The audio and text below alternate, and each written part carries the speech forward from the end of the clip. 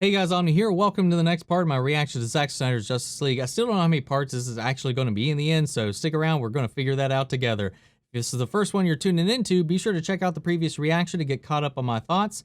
And reminder to everybody that, assuming these videos don't get claimed, all the revenue from everything we make here with these videos, as well as what we get on the live stream that we'll be having on Saturday, that we're going to be talking about the film, the first episode of Falcon and Winter Soldier. Since both of these are happening simultaneously, we're just going to do that in one stream. All the revenue from that, whether it be just from the video, the ad revenue, or the super chats, all of it's going to go towards suicide prevention. Also, I'm going to include in each one a direct link to donate directly to the causes in the descriptions of each video. Now, over the last couple of days, there's been some tragic events in the country that we definitely need to call attention to. And if you want to donate towards that, I will also have a link in the description for that as well. That being said, let's go ahead and dive into the next chapter in Zack Snyder's Justice League. Part 6. Something darker. We're in the home stretch. Just this and the epilogue. You brought us here. You remembered. This is home. You spoke. Did I not before? She loved it here.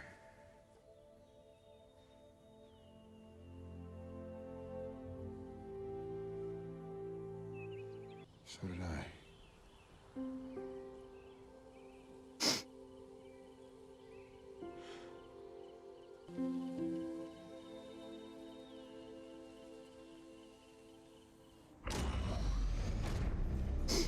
Ugh.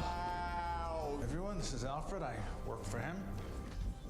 It's badass, Alfred. I'll put on the tea. Great. I don't know where we're gonna find the cops. Just get me in and get me time. You could die, Victor. If I don't, we all die. Period. I don't care how many demons he's fought and how many hells. He's never fought us. Not us united. An hour and a half I have to be at work. Take that as a yes. What? He just needed some sun. That's all it was. I'm gonna go with the boxes just speed boosted. Jolted him with energy. I had a dream. Like a, I don't know, almost like a premonition. I think it's something more. Something darker. Yeah. The satellites revealed he's There's created just a so much defensive more dome. fucking weight It's designed to all of take out this. the tower, the dome will fall. I'm just lost in it all, man. I love it. All the hopes and dreams of Krypton live in you now. I'm so proud of you, son. Your mother and I loved you, I know it's been hard, Clark. but you gave hope to their world. You need to show them who you are. Fly, son. It's time.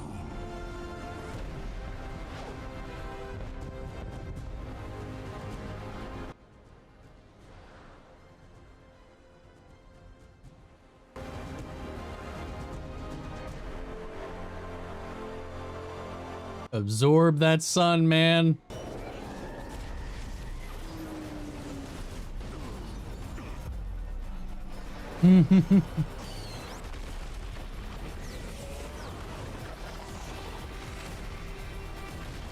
So we got it.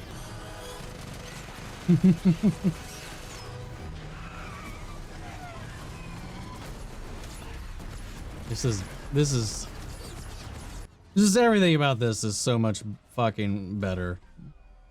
I'm just sucked into every moment. I love it. Now that's a fucking shot.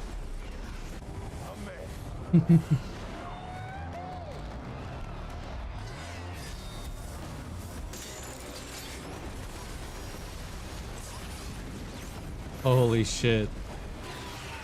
The teamwork, man.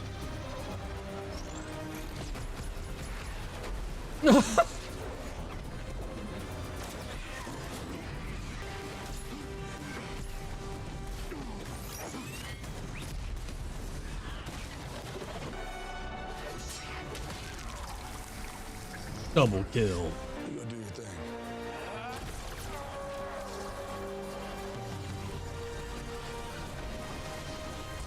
Oh, here we go. Yeah, this is so much more satisfying, man. Batman actually has shit to do. They didn't know what to do with him last time. Look at this shit, dude. Hell yeah.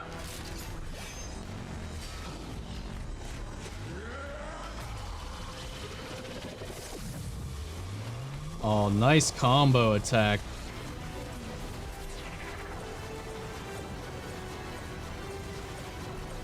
Holy shit.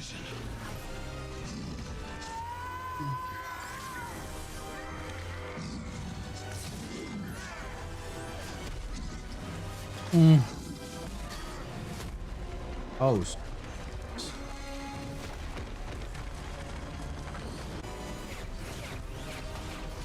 God damn it. Oh. For dark side. Yes. Oh. Impressed.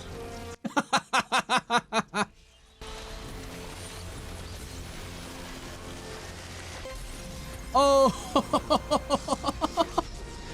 Oh my god, dude.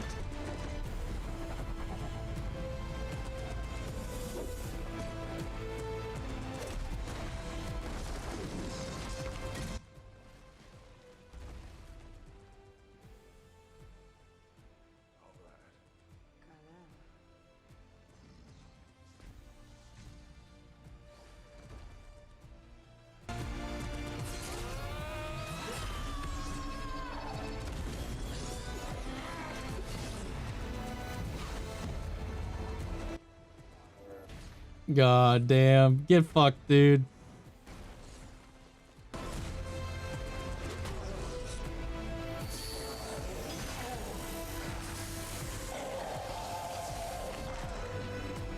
Oh. I'm connected to the Unity. I need the charge to get inside. In that moment, man, he actually sounded like Carrie Payton for a second. No.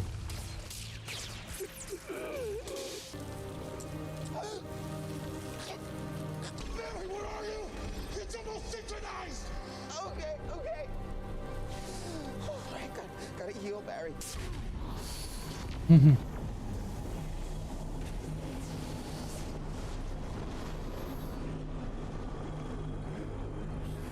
No.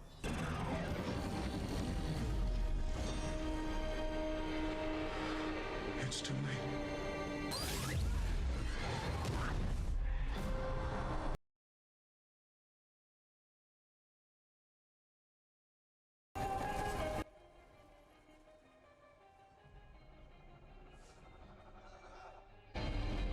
Okay, just gotta go faster than the speed of light, far beyond the speed of light. Can't break the rule, Barry, and you've gotta do it now.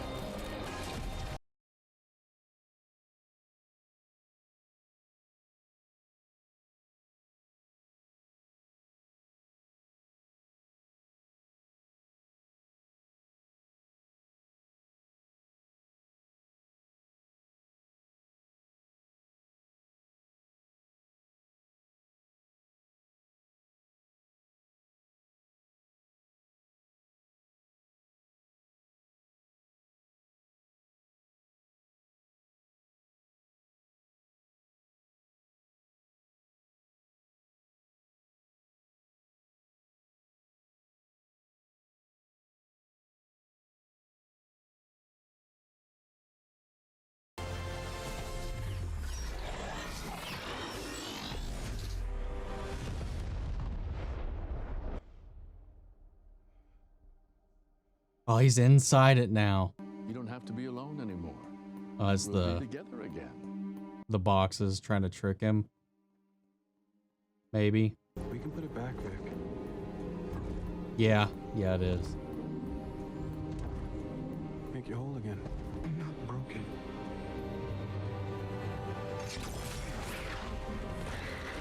Oh, wow. That's some creepy shit, dude.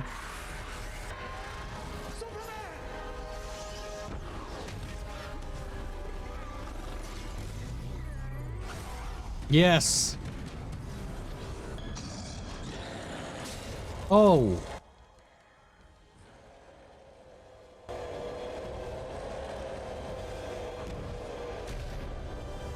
You can have this back, Darkseid. Or just the head. You can keep the head.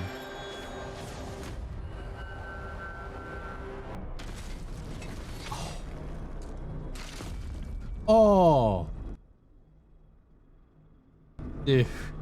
This is so good. Care for a glass of Goût de Diamant? I was just celebrating God's return. You said you had something I'd want.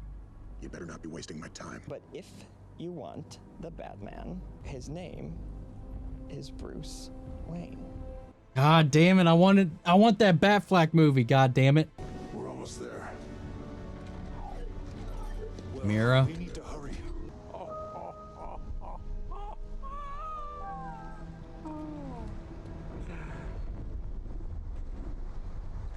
How many alternate timelines do you destroy the world? Because, frankly, you don't have the cojones to die yourself. You know, it's funny. You would talk about people who died in my arms. Because when I held Harley Quinn, she begged me with her last breath. And when I killed you, and make no mistake, I will fucking kill you. Then I do it slow. He's found us.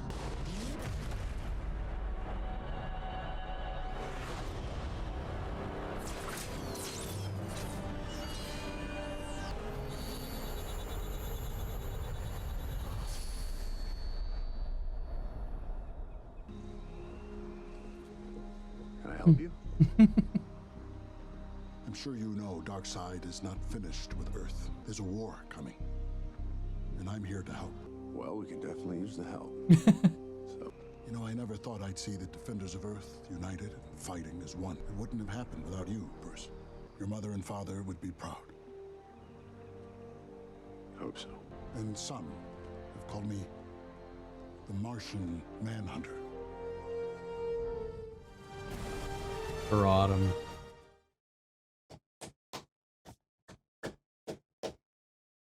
Dude, I can't. There's no comparison. There's zero comparison between this film and the other one. Like, it's night and goddamn day. Oh, fuck, dude. This was fantastic, man. It really was fantastic. It still has some rocky bits in there, but my God, this was an epic, to say the least. The stakes were felt, the characters were developed, the story was rich. There was a lot of emotional beats that I just can't fathom why they weren't in the original. Like, why would you get rid of any of this?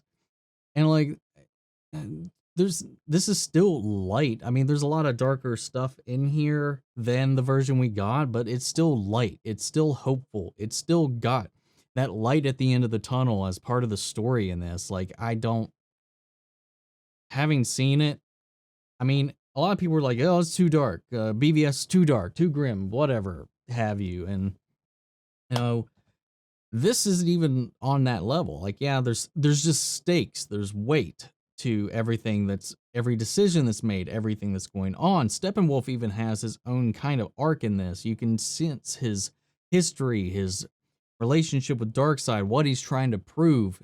The performance is even just captured, well, properly, to kind of convey his, like, he's still not like completely fleshed out if we're talking all villains of all time or anything like that. No, but there's a performance here that was completely eradicated in the Whedon cut. Cyborg got done fucking dirty. I know we've heard that all ever since this kind of became a thing. But you don't really know just to what extent until you see it. Holy shit, man. He's got the biggest arc in this whole thing. There's just so many great moments in this, man. editing this is going to be a bit of a nightmare, but I fucking loved it. The action set piece at the end was fantastic. The every character interaction between all of the recruiting, Arthur's storyline, much better this time around. Wonder Woman stuff, much better this time around. Everything that didn't make sense in the other cut makes sense here. The characters weren't played for jokes. You know, the Batman shit, oh something's bleeding this time. The do you bleed? Like all that shit. Oh my God, it's gone. And and you smell nice, did I not before? That whole line, that whole everything. Jesus Christ, who the fuck thought those decisions were good? There's so many decisions that were made and dialogues that were changed and situations that were just altered in the Joss cut that just make no sense to me having seen this. Like the whole back and forth with Lois and Clark on the farm. Why did that need to be changed? Why did we need to change him trying to get his humanity back and wake up from this coma into a joke about him smelling good despite having just been dead? That whole like, did I not before? Was not to that comment. Not about him smelling good, Joss. God damn it. Oh my God. There's so many scenes like that in here where it's just like, there's a perfectly good scene of dialogue, and for whatever reason, we just need to chop it out and insert like a little reaction shot, little wink and nod joke that just feels like, I don't know, unnecessary, just unnecessary. Like, why? There's so much in this that like you could have cut out and still kept the integrity of it, but there's a lot of things that were just cut and then changed for no reason and just made to play up like a joke, and like most of the time a bad joke, and sometimes you weren't even sure if it was supposed to be a joke. Oh my God. Another thing I love what this version does with Barry Allen is he's a master of his powers. He uses his scientific knowledge to explain and understand what he can and can't do. He already knows how to use his powers. He already knows that he can generate a charge of electricity by going a certain speed. He already knows that he can go faster than the speed of light, but he shouldn't. He knows his limits and he knows what he should and should not do in certain situations, how to use his abilities. Even learns a few over the course of the film as well. He's not a helpless joke machine. While he does have some cringy jokes here and there, he's a contributor. He's a active force in this thing, and it's brilliantly handled. Along with another thing I want to touch on in this as well is Batman is a hopeful character in this. Like, he feels the guilt. He still feels like the Bruce Wayne from the previous film. It doesn't feel like this stark change like we got in the Justice League, where he's like, Clark was my best friend. We got to get Clark back, blah, blah, blah, blah, blah. I want to retire and get my best friend back. Like, he was like, it was a natural progression. There was a natural guilt that came with the character. And he actually, while he did develop some faith, that he needed to have faith that they could do this, that they could get this team together, that they could, which is unusual for Batman. We see a Batman who's not just acting on logic, on, ration. He's acting with his heart and with faith because that's all they have right now. If they can't do this, the world ends. So he relies on that. He gives in to hope, which is a lovely theme of the character and a difference in what we had. And then, of course, we see the outcome of what happens when that's taken away, when that's taken away from other people in the nightmare sequences.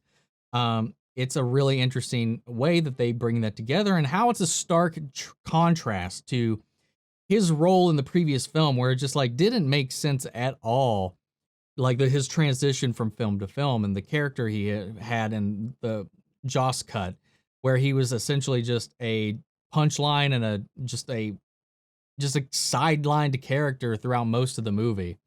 Another thing I wanted to touch upon regarding Steppenwolf was his acquisition of the mother boxes. There's so much more here, from the scenes where he shows up to get them and the struggles he actually goes through. A lot of it was just removed.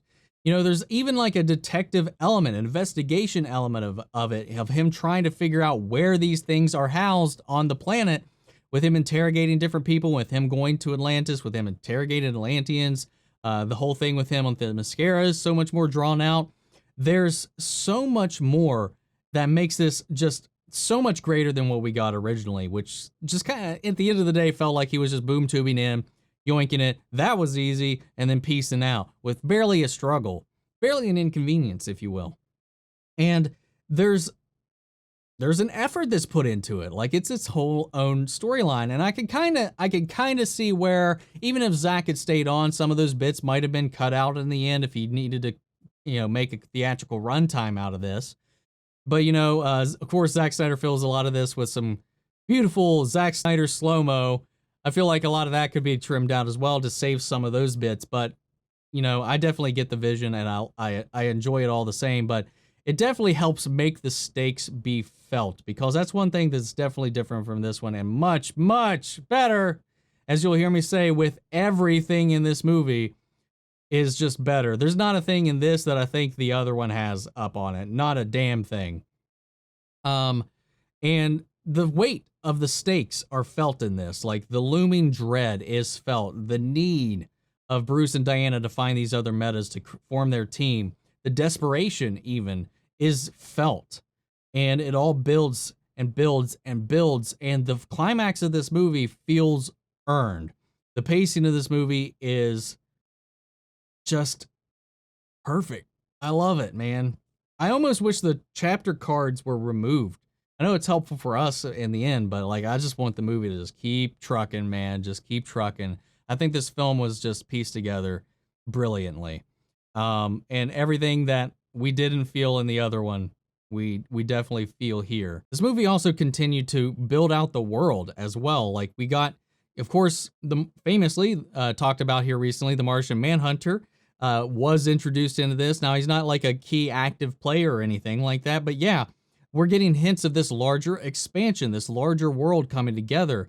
And, not just with him, but we also got a lot from Ryan Choi, who is the second Adam in the comics. So we had a build up and a payoff, the eventual payoff that would have come from Adam being set up in this world.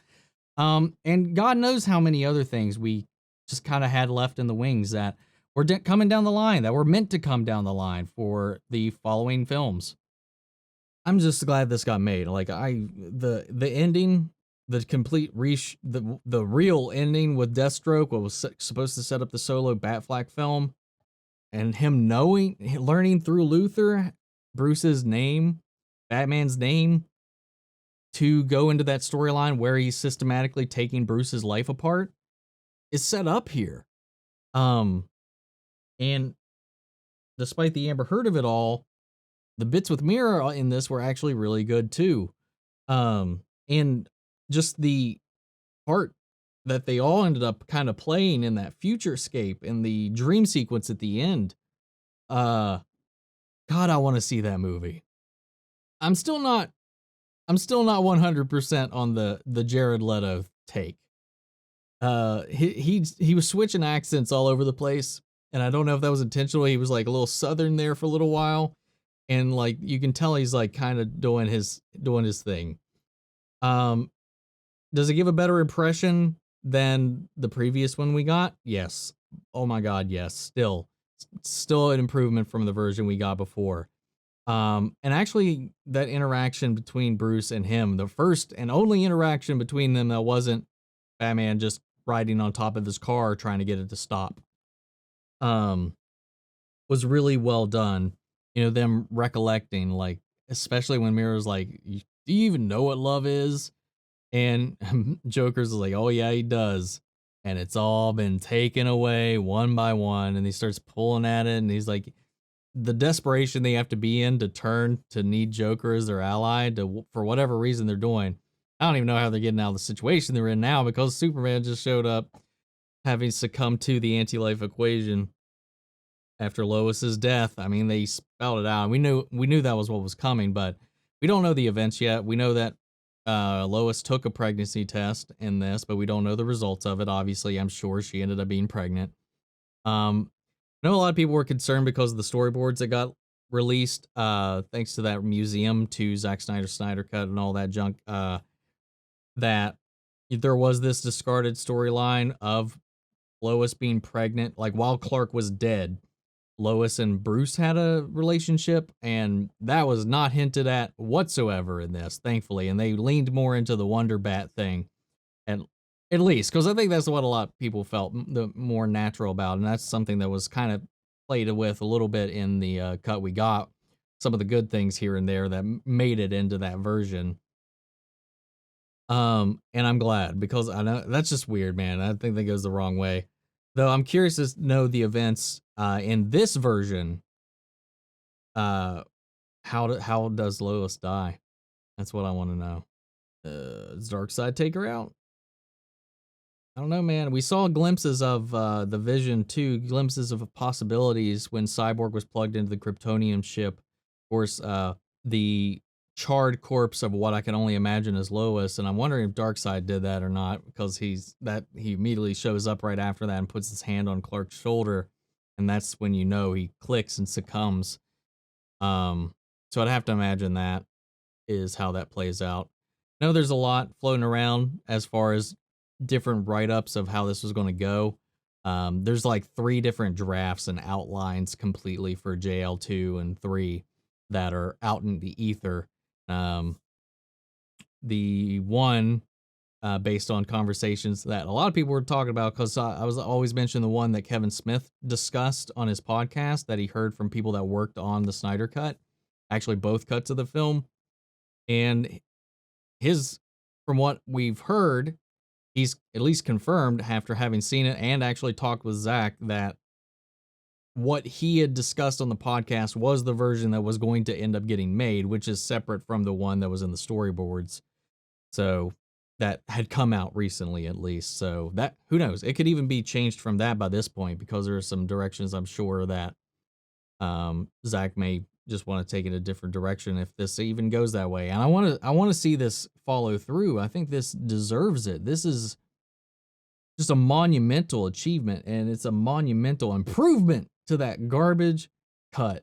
You know, I was like always saying, just because I didn't want to, like, you know, hope in vain or just get my hopes up, you know, just because the version we got wasn't great, didn't mean that the possibility that this could still not be a good movie existed. I mean, what can we say without having seen it? We don't know. So I tried to keep myself reserved for that, but I always would say, it was like, hey, there's no way it could be as bad as that one, at least.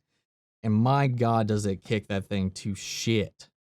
Like, I just don't know how anybody saw the outline for this, like this version of it. Like, I can understand them seeing, like, the whole, like, oh, well, Bruce banged Lois on the side and all that stuff. I can see executives being like, let's probably shouldn't do that. But, like, this, I don't see any of it. I don't understand it. Why would you get rid of any of that? Why would you tamper with it? This was good. This was fucking amazing.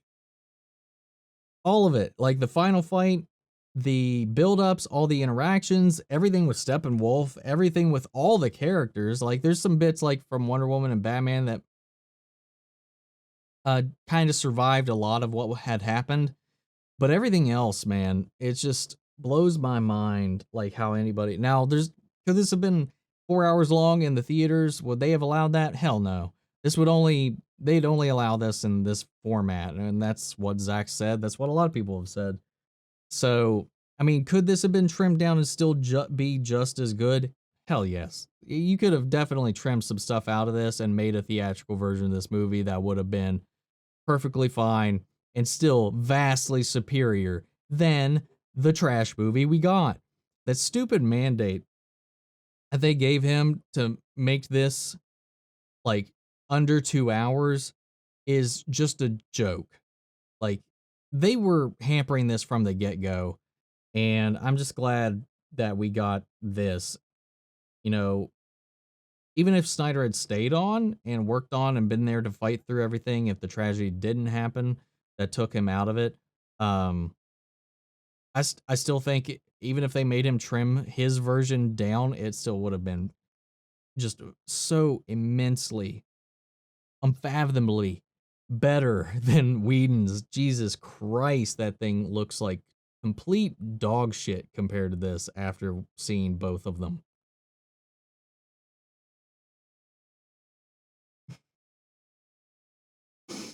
God damn it, man. And it was still lighthearted in places, man. You still had some levity in there, so it's not like this was joyless. I just don't know, man. I thought this was great. I would probably give this, like, if I mean, I've stopped rating things in a long time, but like, if I had to, this is my favorite DCEU movie right now. I mean, I might be coming right off the high of this, but I think it definitely passed Man of Steel for me. I think this is my favorite DCEU film. If you don't have direct access to this film and you pirate it or anything like that, you're not supporting the movement. You're not supporting anything. If you want to support this and you don't have direct access to it, I mean, the best thing you could do is sign up for a VPN, change your location to somewhere that does, and support it. Because we asked for this. If we aren't there, if we are just ripping this, pirating it, not watching it from the source, we're not supporting it.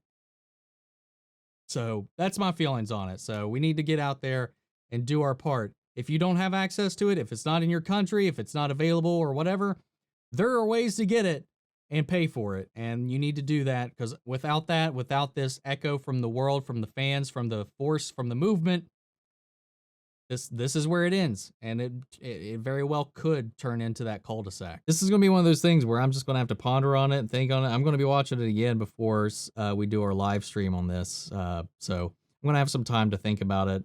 And then who knows, maybe I'll do like a re-review or something like that when I've had some time to like recollect on it, or kind of like seep everything in. I've got 27 minutes before I have to be at work. I stayed up and watched this thing throughout the night. So that's going to be fun. Today's going to be a good day. But I did it to myself because I didn't want to wait for this thing, man. I wanted to watch it when it dropped, and here we are. So I mean, it was worth it. This thing didn't feel 4 hours long to me. It felt maybe 3 hours. It maybe felt 3 hours long. I was very just into every moment. So yeah. I really want to know what you guys think. So at this point, I think I'm going to go ahead and pass this off to you guys. I'd love for you to sound off in the comments and let me know your thoughts on Zack Snyder's Justice League. Remember, full length, unedited reactions going to be available on Patreon, or if you become a member here on the channel. You know, I'm covering a lot of the DC TV shows, some of the stuff over Disney Plus as well. So if any of that interests you, you get that access to that as well. But yeah, sound off in the comments. Let me know your thoughts, and we'll see where it goes from there. Huge shout out to the legend of our channel, Mandy Sherritt, who has been a fantastic supporter. All the other patrons, and everybody that's just been making this community great and fun and engaging. You all have been great and amazing. And if you're new here, hope you stick around, subscribe, and I'll catch you guys in the next video. Take care, everybody.